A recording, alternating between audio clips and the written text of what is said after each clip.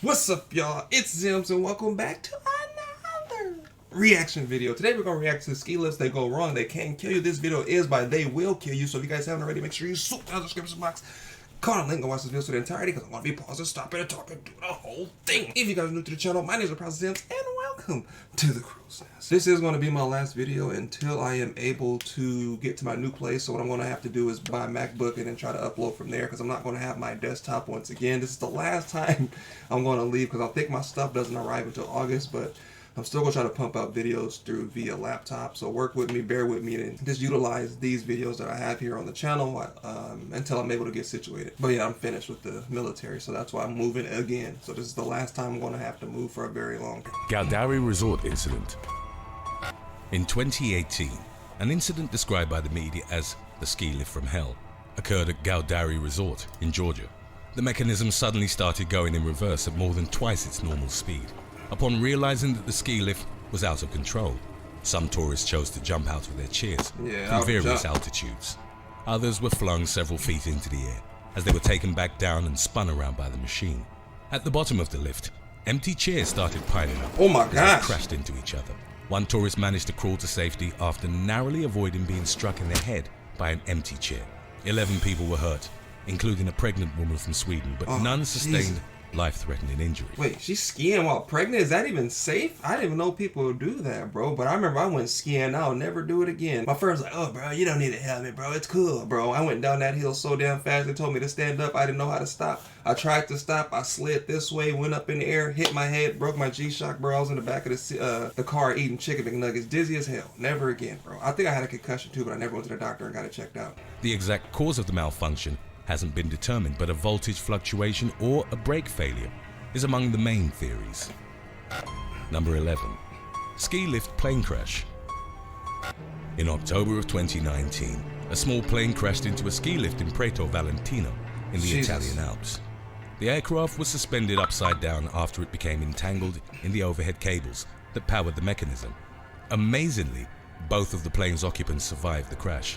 The pilot, an unnamed 62-year-old man, was thrown to the wing and sustained minor injuries. Lucky. The single passenger, a 55-year-old tourist, remained inside the craft and was unharmed. Complex rescue operation involved 2 helicopters, as well as numerous firefighters, army personnel, and mountain climbers.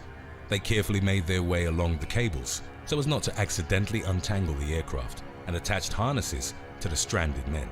They'd been extremely fortunate that the plane had gotten stuck in the cables instead of impacting the ground. Yes, that's super lucky that it was just hanging upside down like that, bro. They brought the Navy, the Army, the Marines, bro, National Guard, rock climbers, Channel 7, KCAL 9, bro. They had everybody out there, goddamn.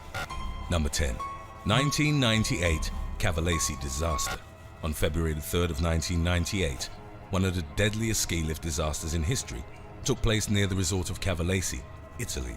An EA-6B Prowler aircraft belonging to the US Marine Corps struck a cable from the town's aerial lift.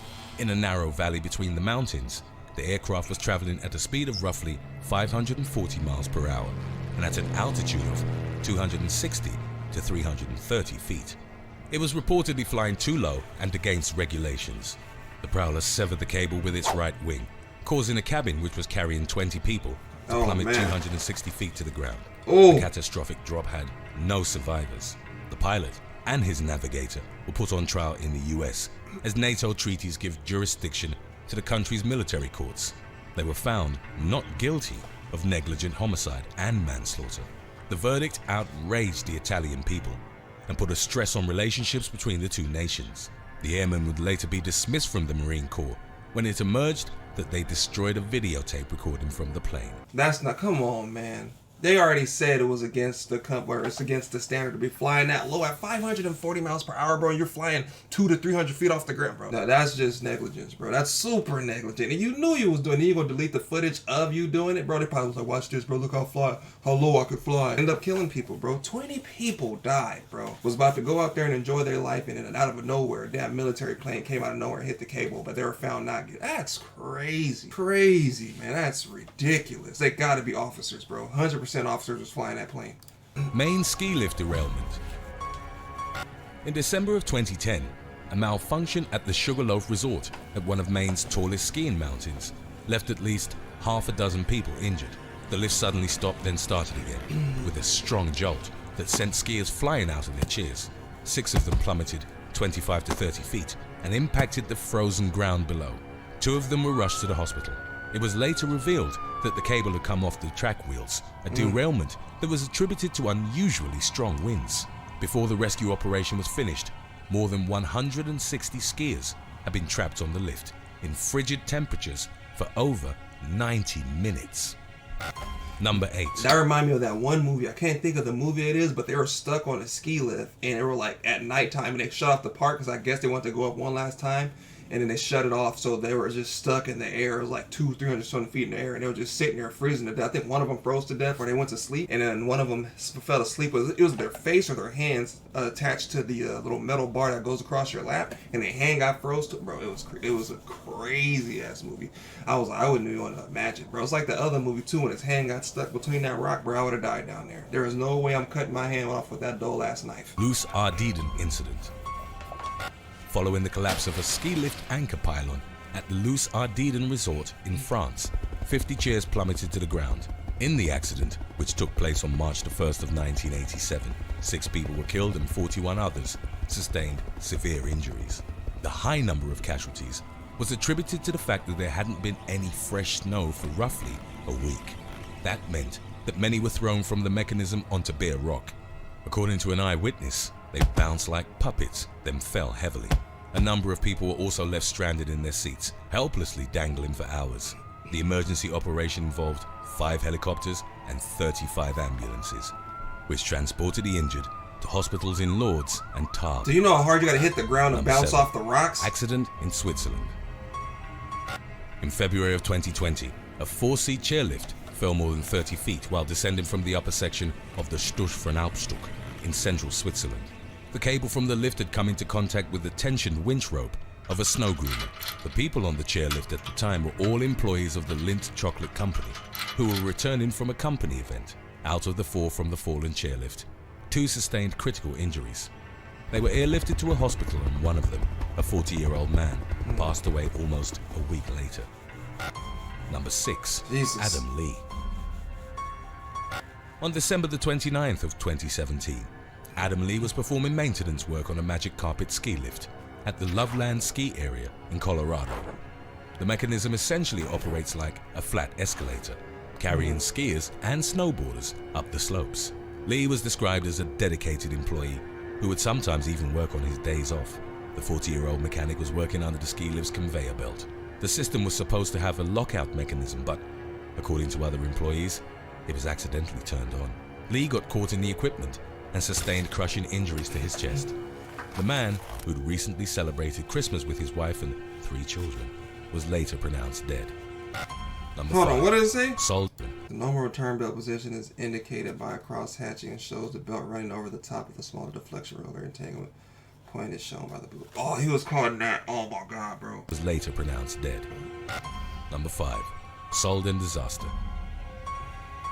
One of the deadliest ski lift accidents in recent years took place in 2005 at Solden, an alpine resort in Austria. A helicopter was carrying building materials to a mountaintop construction site when a giant concrete block tumbled free. The 1,650-pound block fell roughly 1,000 feet and crashed onto a cable car lying below. The impact knocked one car off the cable and caused the others to violently swing around. 9 people were killed, and at least 6 were severely injured. Moreover, roughly 100 people were left stranded in their cars and had to be rescued. Bro, that's why you just gotta live life to the fullest, bro. That's ridiculous, bro. People be like, oh, well, this job is dangerous, that job is dangerous, bro. Just do it, because it just showed, bro. You can just get hit out of nowhere by a 1,620-pound block of concrete, bro. Who would think that I was gonna die that day by concrete falling on top of like right now? I could just be sitting here and something can fall out the sky and land on me, bro. That's some scary shit, man. In Varnish. In February of 2020, 46-year-old Jason Varnish suffered a horrific accident while he was on a ski lift in Vail, Colorado. The New Jersey man slipped through an opening in his chair, but his coat got caught. In doing so, it became wrapped around his head and neck, acting like a noose. Varnish couldn't breathe and ultimately succumbed to positional asphyxia. An investigation followed which found that the lift's folding chair was upright instead of in a down position, which is how the gap had occurred. Varnish's death was ultimately deemed accidental and not a failure of the lift's operators. Number 3, Saint Etienne and Devoluy disaster. In July 1999, a cable car accident claimed the lives of 20 people at Saint Etienne and Devoluy, France. The victims all worked at an astronomical observatory in the area. The company operated its own aerial tramway, which the workers had boarded. The gondola had traveled about 1,600 feet from its starting point, when it suddenly became detached from its supporting cable. It would later be revealed that a maintenance engineer had removed the safety brake from the cable car, which allowed it to accelerate uncontrollably and slip off the cable. This resulted in a 260-foot drop onto rocky slopes beneath. The devastating impact destroyed the gondola, killing all its occupants. The lift had recently passed an inspection which concluded it was in perfect working order. The inspector, the maintenance engineer, and the observatory's director were given suspensions as well as fines in the disaster's aftermath. Suspensions and fines? What is all this but no jail time, bro? This dude removed the safety brakes, bro. That's like taking the brakes off your car. And then be like, oh, well, I mean, now you can go faster. Like, bro, what? Like, that they're getting fined. 20 people died, bro. No fine. Other dude crashed 540 miles per hour military plane into the cables. No time, suspension. Like, bro. Number 2, Jan Lift accidents. Jan Lift was a major ski lift manufacturer in North America, which had started operating in the mid-1960s. The company began to dominate the market of high-speed detachable chairlifts at the start of the 1980s. It would eventually be associated with several accidents, which had resulted from corner cutting during production, unaddressed design issues, and poor maintenance. The first occurred in 1985 at the Keystone Ski Resort in Colorado. A faulty weld broke on the main pulley, which led to 50 people being thrown from the lift. 3 of them sustained fatal injuries. In 1993, at California's Sierra Ski Ranch, loose bolts and a derailment caused 2 chairs to stack up. 1 person was killed and another was injured as a result. It was reported that only a month prior, an empty chair had fallen to the ground after its grip failed. The final deadly incident, linked to Jan lifts, which further exposed the company's faulty equipment, occurred in British Columbia in 1995. At the Quicksilver lift at Whistler Mountain, the emergency stop was used repeatedly, which caused the chair to slide downhill. Unlike the high-tension coil springs in use today, the rubbery Jan grips exerted much less force on the cable. The sliding chair struck the one next to it, unleashing a chain reaction. A total of 4 chairs fell, killing 2 people and injuring 8 others. As a result of the infamous reputation it had gained for safety violations, Jan Lifts filed for bankruptcy in July of 1996. Number 1. 1976 Cavalese cable car disaster. On March the 9th of 1976, the deadliest cable car accident in history took place at Cavalese, Italy. High winds had caused the stationary and the moving steel cables to cross. In doing so, one severed the other. Unfortunately, the automatic train stop safety system had been turned off at the time. With its supporting line broken, a cable car carrying 44 people plunged roughly 660 feet down the side of a mountain. To put that harrowing drop into perspective, it's nearly as tall as the towers of the Golden Gate Bridge. The overhead carriage assembly, weighing approximately 3 tons, crushed the car as it fell on top of it. 43 lives were lost, and the sole survivor was a 14-year-old girl named Alessandra Piovasano. In the disaster's aftermath, 4 of the lift operators were sent to prison. Thanks for watching. Would you rather fall 50 feet into thick snow or 100 feet onto an air pillow? Let us know in the comments. Neither, bro. Like I can't watch videos like that because it make you not want to enjoy yourself, bro. I think just recently a kid just got flung off one of them roller coasters at the fair, bro. Stop getting on those fair roller coasters, bro. They take them things down and put them back up constantly, bro.